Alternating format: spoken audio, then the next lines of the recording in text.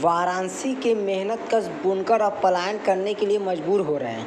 बुनकर अपने प्रमुख पहचान ताना बाना बुनकरी छोड़ दूसरे रोजगार की तलाश कर रहे हैं। 1.5 साल से कोरोना महामारी की वजह से लूम और कारोबार दोनों ही बंद था। अब जाकर मार्केट खुला तो मार्केट में ग्राहक ही नहीं मिल रहे हैं। वही बुनकरों का कहना है कि सरकार के द्वारा कुछ मदद नहीं मिल पा रही है। पिछली सरकारों में बुनकरों को फ्लैट रेट बिजली मिला करता था, लेकिन अब की सरकार में फ्लैट रेट में बिजली नहीं मिल पा रही है। लगातार धागे के मूल्य में वृद्धि हो रही है और महंगाई से भी वो काफ़ी परेशान है। उन्होंने बताया जो सिलेंडर 400 का आता था आज वो 1000 का मिल रहा था। साथ ही सरसों का तेल 200 रुपये लीटर मिल रहे हैं और उनकी मजदूरी एक साड़ी पर 80 मिलता है। वह परेशान है। वही बुनकरों का कहना है कि सरकार बुनकरों के साथ अनदेखी कर रहा है। अब उनको सरकार से कोई उम्मीद नहीं है। बुनकरों के लिए सरकार कुछ नहीं कर रही है। गद्दीदार मोहम्मद सारिफ अंसारी का कहना है 1.5 साल से हमारे यहाँ साड़ी पड़ी हुई है जिसकी लागत भी नहीं निकल पा रही है और साथ ही मजदूरों की मजदूरी नहीं दे पा रहे हैं। ऐसे में उनके साथ बड़ा समस्या है कि वह अपना माल कहाँ बेचे और अपने मजदूरों को पैसे कहाँ से दे।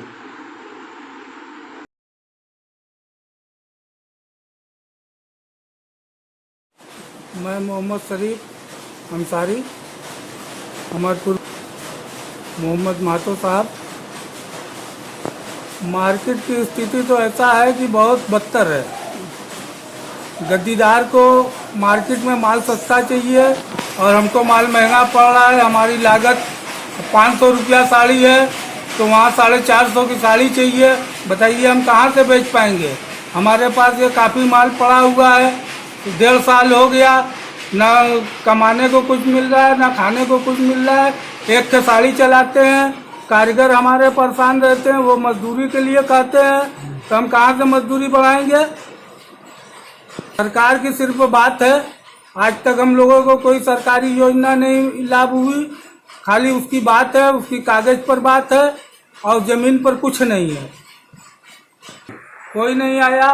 एक रोज योगी जी आए थे तो बस ना किसी को भेंट किए और अब पुलिस काफी लोग रोड पर खड़े हुए थे, सबको डंडा भाज कर भगा दिया। योगी जी को देखने नहीं कोई जा सका, ना बात कहाँ से करेगा कोई। सरकार ने अब तक उसका कोई फाइनल निर्णय नहीं लिया है।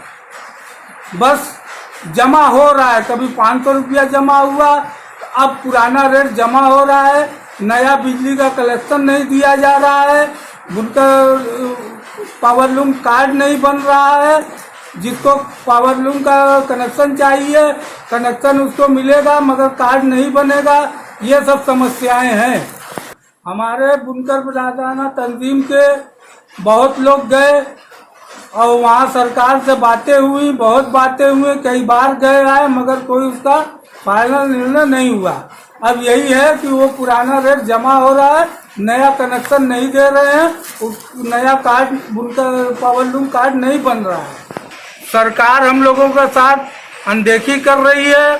सरकार को हम लोगों से कोई मतलब नहीं है, उसको कुछ लेना देना नहीं है बुनकरों से।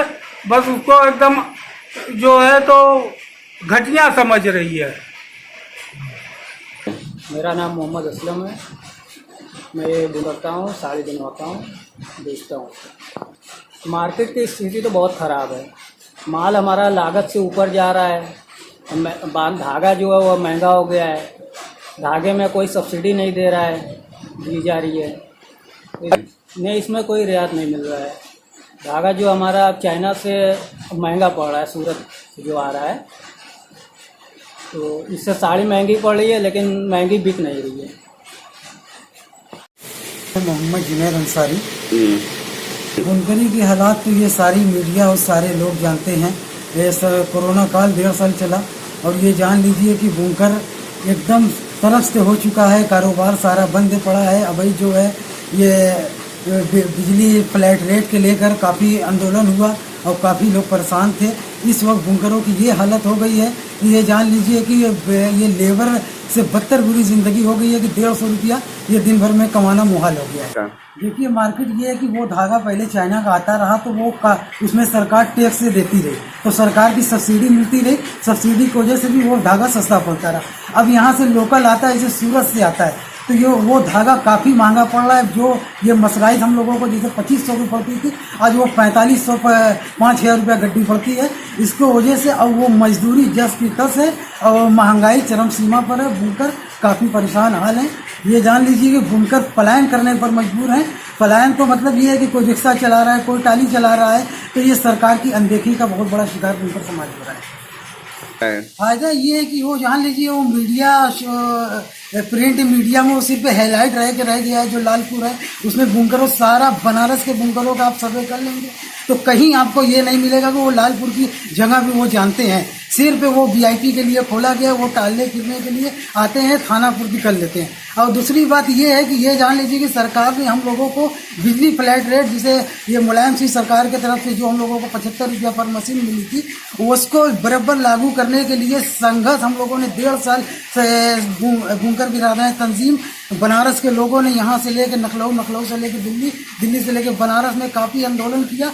सरकार ने तब भी नहीं माना और ये बुनकरों के साथ। हमारा नाम खलीलुर रहमान है। हम लोग मजदूर हैं, बुनकर साड़ी बनाते हैं, साड़ियों का कारोबार है। मार्केट की स्थिति तो बहुत बदतर है और कोरोना काल से पहले से ही थोड़ी सी डाउन थी और कोरोना काल जब से शुरू हुआ है तो एकदम धीरा हो गया। हमारे भाई लोग बाहर जाके मजदूरी कर रहे हैं, कोई गारा मट्टी कभी कर रहे हैं तो कभी कुछ भी ठेला चला रहे हैं, तो सब्जी बेच रहे हैं। कोई काम ही नहीं है बुनकर लाइन में, आज तक भी उसी तरह ढीला पड़ा हुआ है। एक साड़ी की हमारी मजदूरी है 80 रुपया पड़ती है और एक दिन में 2 चलती है। इतने में क्या खाएंगे, क्या परिवार को चलाएंगे। और काम की स्थिति तो बिल्कुल भी नहीं है, एकदम धीरा चल रहा है। सरकार से कोई योजना क्या मिलेगी, अब तो हमारे लोग की उम्मीद भी खत्म होगी सरकार से, क्योंकि अब तो बस खाली बात ही है सरकार की। कहती कुछ है, करती कुछ है, खाली बस कहती है, करती कुछ नहीं है। और हमारे बुनकर समाज के लिए तो कोई आज तक नहीं की हुई है, ना तो कारोबार सही से चला हुआ। अखिलेश के सरकार में अच्छी खासी चल रही थी कारोबार। महंगाई भी कारोबार से महंगाई अगर से बढ़ेगी तो सही रहेगा। अब महंगाई तो इफरात बढ़ रही है, हर चीज़ का रेट भाग रहा है और ये कि कारोबार चल ही नहीं रहा बिल्कुल भी, एकदम ठप हो गया है कारोबार। अब मजदूरी आए दिन पहले कुछ थी, आज एकदम कम हो गई है। अब क्या करें मजदूरी के लिए। मैं बंटी भारद्वाज हूँ और मैं ये मेरे मालिक हैं और मैं इनके यहाँ मजदूरी करता हूँ। जी मार्केट की स्थिति उस तो बिल्कुल चौपट है सर। मार्केट की स्थिति बिल्कुल चौपट है, बिल्कुल मजदूरी तो बढ़ ही नहीं रही है। राशन का, चावल का, सभी चीज़ का रेट तो इतना हाई है कि पूछिए मत। हम लोग क्या खाएं क्या पिए कुछ समझ में नहीं आ रहा है। बस इतना ही मन कर रहा है कि आत्महत्या करने का सर। कुछ भी नहीं मिल रहा है सर, कुछ भी नहीं मिल रहा है। बस इतना यहाँ से आ रहे हैं लोग, देख रहे हैं, तमाशा देख रहे हैं, बस और कुछ नहीं दे रहे हैं। कुछ हम लोग के लोग हैं जो थोड़े पैसे वाले हैं या कुछ भी, वो तो गरीबों का मदद कर दे रहे हैं, आटा चावल दे के किसी तरह गुजारा चल जा रहा है। और बिल्कुल कुछ भी नहीं, उन लोग का तो कोई बात ही नहीं समझ में आ रहा है कि हम लोग क्या करें। बिल्कुल नहीं पहुंच रही है सर। जी सर, मैं योगी सर थे जो हम लोग सोचें कि संत महान है, वो आएंगे तो हम लोग का कुछ न कुछ उद्धार होगा या हम लोग का कुछ भी आगे कारोबार बढ़ेगा। लेकिन वो तो बिल्कुल ही नष्ट हो गया है। इस कारोबार के बारे में तो कोई सोच ही नहीं रहा है कि हम लोग भी इंसान हैं, हम लोग भी इससे करेंगे तो कुछ मिल के मरेगा, खाएंगे पिएंगे कुछ भी, इसके बारे में तो कोई सोच ही नहीं रहा है। बस इतना ही कर रहे हैं लोग, कोई ध्यान नहीं दे रहा है इस पे सर, बिल्कुल नहीं ध्यान दे रहा है।